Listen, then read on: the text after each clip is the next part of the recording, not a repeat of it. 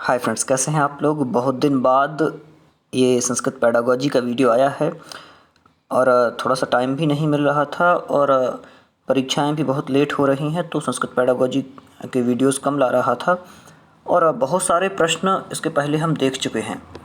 लगभग 1000 प्रश्न से भी ज़्यादा हो चुके हैं। आप लोग वीडियो की प्लेलिस्ट में जा कर के, और प्लेलिस्ट में आपको CTET नाम से या फिर MPTET या फिर किसी भी TET नाम से आपको ये प्लेलिस्ट मिल जाएगी। उसमें वही वीडियो है सभी में, क्योंकि अधिकतर TET में सेम सिलेबस है, तो मैंने इस प्रकार से प्लेलिस्ट बनाई हैं। और एक चीज़ और मैं सोच रहा था कि ये जो क्वेश्चंस हैं, मैंने एक PDF देखी जिसमें कुछ शुल्क भी उन्होंने लिया था और PDF को सीधा सीधा दे दिया, मतलब कि उसमें कोई किसी प्रकार से हिंदी नहीं लिखी ना कुछ। ऐसे ही जैसा प्रश्न है ऐसे ही PDF है। तो मैं सोच रहा था कि क्यों ना ऐसा किया जाए, क्योंकि कई लोगों ने बोला है कि आप सर एक ऐसी PDF निकालें जिसमें जैसे ये लिखा हुआ है, पाठ्य पुस्तकस्य प्रारंभाय छात्राणाम पूर्व ज्ञानस्य आधारित प्रश्नाः कथ्यन्ते। तो इसको भी हिंदी में लिखा हुआ हो और जो चारों ऑप्शन दिए हैं ये भी हिंदी में हों। तो मैंने ऐसा सोचा है करने का, लेकिन इसमें बहुत टाइम लगना है। लगभग मुझे 15 से 20 दिन का टाइम इसमें लग जाएगा और ज़्यादा भी लग सकता है, क्योंकि अगर मैं क्वेश्चंस ऐसे फिर PDF बनाऊंगा तो फिर उसमें लगभग 700 800 या फिर 1000 प्रश्न होंगे। तो लगभग इतनी एक PDF बनेगी। कोशिश कर रहा हूँ कि एक इतनी लंबी एक PDF बने जिसमें क्वेश्चंस भी हों, उसका हिंदी अनुवाद भी हो और जो ऑप्शन दिए हैं उनका भी हिंदी अनुवाद हो। तो इसके लिए मुझे बहुत कुछ, एक तो टाइम भी चाहिए है और टाइप भी करवानी पड़ेगी, थोड़ा सा उसमें अपना भी व्यय होगा। तो मैं ये सोच रहा था कि PDF का अपन भी कुछ लें। ऐसा नहीं है कि जो उन्होंने रखा है कुछ ज़्यादा, तो वैसा नहीं, बहुत हल्का सा, जिससे कि आपको भी फील ना हो कि हमने कुछ लिया है। लेकिन हाँ, ये काम करना है। मैं टाइपिंग के लिए बोल दूंगा, कोई भी रहेगा तो हो जाएगा, लेकिन हाँ थोड़ा सा टाइम चाहिए है, अनुवाद के लिए भी टाइम चाहिए है। तो यदि टाइम मुझे मिलता है तो इस प्रकार से कोशिश कर सकता हूँ, लेकिन मैंने अभी तक किसी प्रकार से कोई शुल्क नहीं लिया है अभी तक, तो थोड़ा लेने में अजीब सा लगता है। और ये काम मैं बहुत पहले करने वाला था, लगभग 3 महीने पहले, लेकिन उस टाइम पर भी यही सोचा कि अगर मैं पैसे की बोलूँगा तो कुछ लोग बोलेंगे कि अरे यार इन्होंने भी पैसा लेना स्टार्ट कर दिया, तो फिर इस कारण से काम रुक जाते हैं। फिर मुझे बहुत सारे काम हैं, क्योंकि तो फिर मैं वो काम करने लगता हूँ ये छोड़ करके। लेकिन आज किसी ने कहा और फिर ऐसे कई लोग कह चुके हैं, तो लगा कि हाँ ऐसा कुछ होना चाहिए जिससे जो लोग बिल्कुल भी पढ़ नहीं पाते हैं, संस्कृत को समझ नहीं पाते हैं, तो उसमें अपनी भाषा में भी लिखा हो उसका अनुवाद, और जो सेम वहाँ पर दिया है वो लिखा हो, तो कुछ हद तक आपकी हेल्प हो सकती है। चलिए, ज़्यादा तो कुछ अब नहीं कह रहा हूँ, सीधे ही वीडियो स्टार्ट करता हूँ। आप लोग सलाह दें कि क्या करूँ। पहले ही प्रश्न से स्टार्ट कर रहा हूँ। पाठ्यपुस्तकस्य प्रारंभाय छात्राणाम पूर्व ज्ञानस्याधारिताः प्रश्नाः कथ्यन्ते।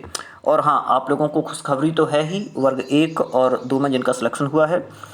तो मेरी भी काउंसलिंग की डेट तो अभी नहीं आई है, SMS द्वारा जानकारी प्राप्त होगी, तो SMS नहीं आया है। लेकिन हाँ, बहुत बढ़िया है, लगभग जुलाई तक होने की संभावना दिख रही है। चूँकि लॉकडाउन ना लगे तो हो सकता है। क्या कह रहे हैं, पाठ्य पुस्तक के प्रारंभ में छात्रों का पूर्व ज्ञान आधारित जो प्रश्न पूछे जाते हैं, छात्रों से पूर्व ज्ञान आधारित जो प्रश्न होते हैं वो कहलाते हैं। क्या कहलाते हैं, आप लोगों ने पढ़ा होगा, जब शिक्षक पाठ को स्टार्ट करने वाला होता है तो उसके पहले कुछ प्रश्न पूछता है, लगभग 5 प्रश्न तक पूछ सकता है। जैसे कि भारत देश में कितनी नदियाँ बहती हैं, कौन कौन सी नदियाँ बहती हैं, उनमें पवित्र नदी कौन सी है। बच्चों ने गंगा बताया, गंगा कहाँ से बहती है ऐसा बताया। तो फिर अगला जो अंतिम प्रश्न रहेगा वो कहलाता है प्रॉब्लमेटिक क्वेश्चन कहलाता है। मतलब कि ये कहें, जो प्रश्न ये रहते हैं, तो ये प्रश्न क्या कहलाते हैं, तो ये प्रस्तावनात्मक प्रश्न कहलाते हैं। तो यहाँ पर जो अपना उत्तर रहेगा पहले नंबर वाला, प्रस्तावनात्मक प्रश्नाः। दूसरे नंबर पर आवृत्त्यात्मक प्रश्न दिया है, तो इसमें आवृत्ति का तो कुछ होता नहीं है। निदानात्मक प्रश्न है नहीं, क्योंकि उपचारात्मक निदानात्मक अलग ही होते हैं। बोधात्मक प्रश्न भी नहीं है। तो सही क्या रहेगा, जो पहले नंबर पर दिया है प्रस्तावनात्मक प्रश्न दिया हुआ है। तो पाठ्यपुस्तक का प्रारंभ करने के लिए जो पूर्व ज्ञान पर आधारित प्रश्न होते हैं वो प्रस्तावनात्मक प्रश्न कहलाते हैं। आगे चलते हैं। व्याकरण शिक्षण विधिषु एषः विधिः न परिगण्यते। क्या कह रहे हैं यहाँ पर, एषः कर लें, व्याकरण शिक्षण की विधियों में यह विधि नहीं गिनी जाती है। तो व्याकरण शिक्षण की विधियाँ पहले तो आपको याद होनी चाहिए, कौन कौन सी व्याकरण शिक्षण की विधियाँ हैं। ऑप्शन पहला दिया है अभिनय विधि। तो क्या अभिनय विधि व्याकरण शिक्षण की विधियों में गिनी जाती है? नहीं गिनी जाती है। एक विधि अपन को यहाँ मिल गई और ना पूछा है। आगमन विधि बिल्कुल व्याकरण शिक्षण की विधि है, आगमन और निगमन दोनों विधियाँ हैं। और डी नंबर पर जो दिया है प्रत्यक्ष विधि, ये भी एक विधि आती है। तो यहाँ पर जो पहले नंबर वाला दिया हुआ है व्याकरण शिक्षण विधिषु एषः विधि न परिगण्यते, जो ये विधि है ये नहीं गिनी जाती है। तो पहले नंबर वाला ही रहेगा सही उत्तर। आगे चलते हैं। विचार संप्रेषणस्य प्रभावी माध्यमोस्ति। क्या कह रहे हैं, विचारों के संप्रेषण का प्रभावी माध्यम क्या है? विचारों के संप्रेषण का मतलब अपने विचार दूसरों तक पहुंचाने का प्रभावी माध्यम क्या है, ये बताना है। अभिव्यक्ति है क्या? तो अभिव्यक्ति तो नहीं है। शैली है क्या? शैली भी नहीं है। कौशल है क्या? कौशल भी नहीं है। हाँ, लेकिन भाषा है। भाषा के द्वारा हम अपने भाव और विचारों को दूसरे तक पहुंचा सकते हैं। तो भाषा जो है ये रहेगा, चौथे नंबर वाला रहेगा सही उत्तर। आगे चलते हैं। सामान्यतः अनुवादस्य कति भेदाः भवन्ति। सामान्यतः अनुवाद के कितने भेद होते हैं? 4 भेद होते हैं, 3 भेद होते हैं, पंच 5 भेद होते हैं, सप्त 7 भेद होते हैं। तो सामान्यतः जब अनुवाद के भेद देखे जाते हैं तो 3 भेद होते हैं।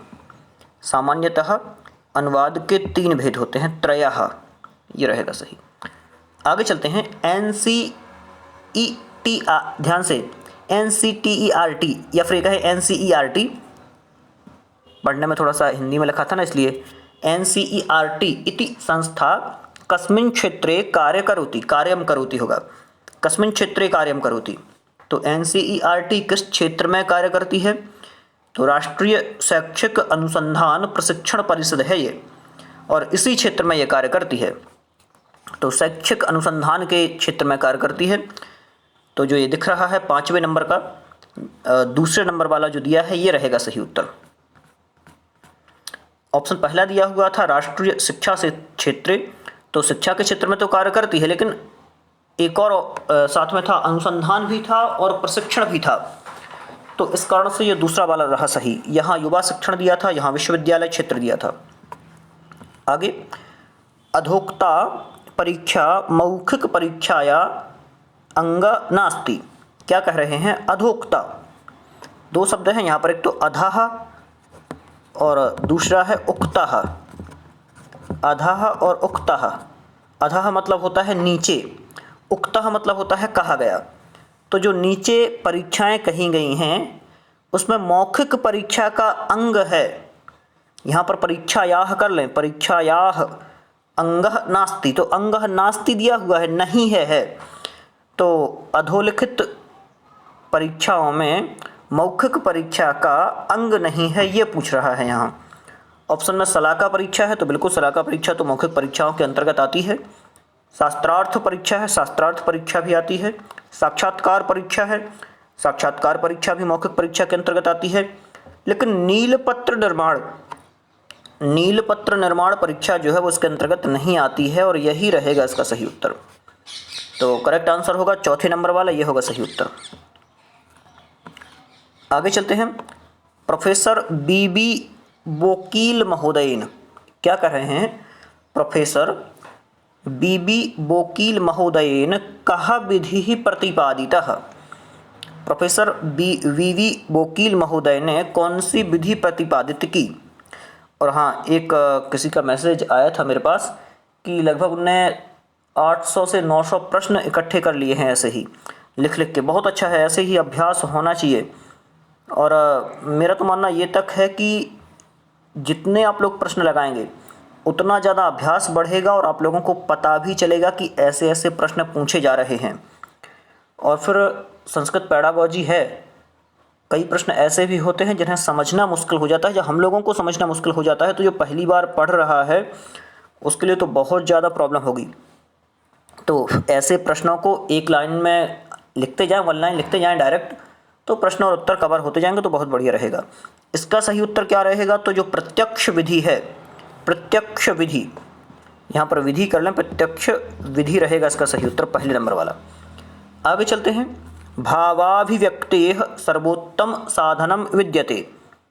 क्या कह रहे हैं, भावाभिव्यक्ति का सर्वोत्तम साधन क्या है, बताना है आपको। भावाभिव्यक्ति का सर्वोत्तम साधन क्या है। व्याकरण है पहला, सूत्रम दिया है दूसरा, भाषा दिया है तीसरा, श्लोक दिया है चौथा। तो भावाभिव्यक्ति का सर्वोत्तम साधन क्या है ये बताना था। तो भावों की अभिव्यक्ति का जो सर्वोत्तम साधन है ये भाषा है, तो तीसरे नंबर वाला रहेगा सही। आगे चलते हैं। संस्कृत शिक्षणस्य प्रयासः स्यात्। संस्कृत शिक्षण का जो प्रयास है वो होता है, कैसा होता है संस्कृत शिक्षण का प्रयास, बताना है। संस्कृत शिक्षणस्य प्रयासः ऊर्ध्वमुखः, ऊर्ध्वमुख होता है, अधोमुखः मतलब नीचे की ओर होता है, अधः मतलब नीचे, अंतर्मुखः अंदर की ओर होता है, या बहिर्मुखः, क्या होगा यहाँ पर बहिर्मुखः कर लें, बहिर्मुखः या फिर बहिर्मुख होता है। तो बताना है आप लोगों को कैसा होता है, सही उत्तर क्या रहेगा, बहिर्मुखः, बहिर्मुखः रहेगा सही उत्तर, ये चौथे नंबर वाला। आगे चलते हैं। अभिनयः कतिविधो भवति। अभिनयः कतिविधो भवति। अभिनय कितने प्रकार का होता है ये बताना है। अभिनय कितने प्रकार का होता है।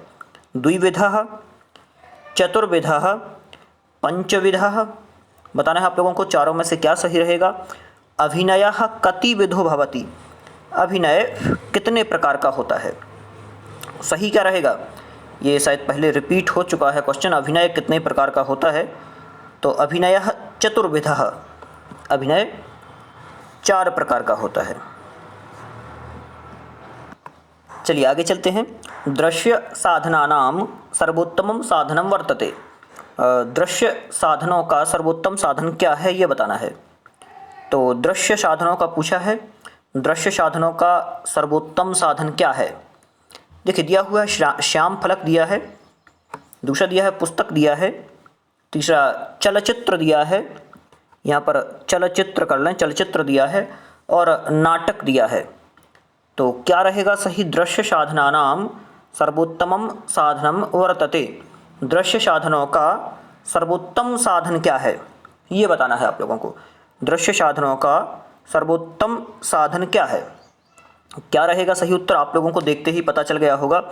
दृश्य साधन के अंतर्गत श्याम फलकम, श्याम फलक रहेगा, पहले नंबर वाला जो दिया है ये होगा सही। आगे चलते हैं। पाठ्य पुस्तकस्य उद्देश्यानि सन्ति। पाठ्य पुस्तक के उद्देश्य हैं, पाठ्य पुस्तक के उद्देश्य क्या हैं ये बताना है आप लोगों को। बालकानां ज्ञानस्य सीमायाः विस्तारः। बालकों के ज्ञान की सीमा का विस्तार करना। व्यावहारिक ज्ञान से संपादनाय प्रेरणा, व्यावहारिक ज्ञान के संपादन की प्रेरणा। तीसरा दिया छात्राणाम कल्पना शक्तेः विकासः, छात्रों में कल्पना शक्ति का विकास। या फिर उपर्युक्तानि त्रीणि अपि, उपर्युक्त तीनों भी, क्या होगा सही ये बताना है आप लोगों को। और प्रश्न पढ़ना है पहले, पाठ्य पुस्तक के उद्देश्य पूछे हैं, पाठ्य पुस्तक के उद्देश्य, तो बिल्कुल सही है तीनों, उपर्युक्तानि त्रीणि अपि, उपर्युक्त तीनों सही रहेंगे। आगे चलते हैं। संस्कृत शिक्षण मूल्यांकनस्य साधनभूताः भवन्ति। संस्कृत शिक्षण मूल्यांकन के साधनभूत होते हैं, क्या होते हैं। बुद्धि परीक्षा, अभिरुचि परीक्षा, आसक्ति परीक्षा या उपर्युक्त सर्वाः। क्या रहेगा सही, तो जो चौथे नंबर वाला दिया है उपर्युक्ताः सर्वाः, ये सभी के सभी मूल्यांकन के साधनभूत हैं, संस्कृत शिक्षण के मूल्यांकन के साधनभूत हैं। आगे चलते हैं। लघुकाष्ठखण्डस्य व्यवहारः कुत्र क्रियते। यहाँ पर क्रियते कर लें, क्रियते करते हैं, कुत्र क्रियते। तो लघुकाष्ठखण्डस्य मतलब कि काष्ठखंड क्या होता है, लकड़ी का टुकड़ा। काष्ठ मतलब होती है लकड़ी, और लकड़ी का टुकड़ा क्या हो जाएगा, काष्ठखंड। तो काष्ठखंड का व्यवहार, रूप व्यवहार कहाँ पर होता है, वस्तुनिष्ठ परीक्षा में तो होता नहीं है। शलाका परीक्षा, हाँ, इसमें हो सकता है। निबंध में नहीं होता, अंत्याक्षरी में नहीं होता, तो यही रहेगा सही। जो शलाका परीक्षा है इसमें लघुकाष्ठ खंड रूप व्यवहार किया जाता है। आगे, उपचारात्मकम शिक्षणम कर्तुम शक्यते। उपचारात्मक शिक्षण किया जा सकता है। कहाँ पर किया जा सकता है? मूल्यांकनेन, मूल्यांकन के द्वारा, पाठ्यपुस्तकेन, पाठ्यपुस्तक के द्वारा, गुरुमुखेन, गुरुमुख के द्वारा, ना के नापि, किसी के द्वारा भी नहीं। तो उपचारात्मक शिक्षण की चर्चा चल रही है। उपचारात्मक शिक्षण किया जा सकता है, तो कैसे किया जा सकता है उपचारात्मक शिक्षण? तो पहला ही रहेगा सही, मूल्यांकन, मूल्यांकन के द्वारा, मतलब जब पता चलेगा तभी हो सकता है ये। तो इस प्रकार से आज के लिए इतने ही क्वेश्चन रहने देते हैं। लगभग 15 क्वेश्चन अपन ने कवर किए हैं और कोशिश ये कर रहा हूँ कि जो मैं PDF बनाने की चर्चा कर रहा था वो उस PDF पर आज से ही काम स्टार्ट कर दूँ, तो लगभग 15 दिन में वो PDF बन करके तैयार हो जाएगी। और उसमें टाइम बहुत लगने वाला है क्योंकि अनुवाद भी करना है और क्वेश्चंस भी ढूंढना है। वैसे मेरे पास अभी यदि देखा जाए तो 1000 क्वेश्चन तो मेरे पास हैं, 1000 क्वेश्चंस मेरे पास लगभग हैं और बहुत ही काम के हैं।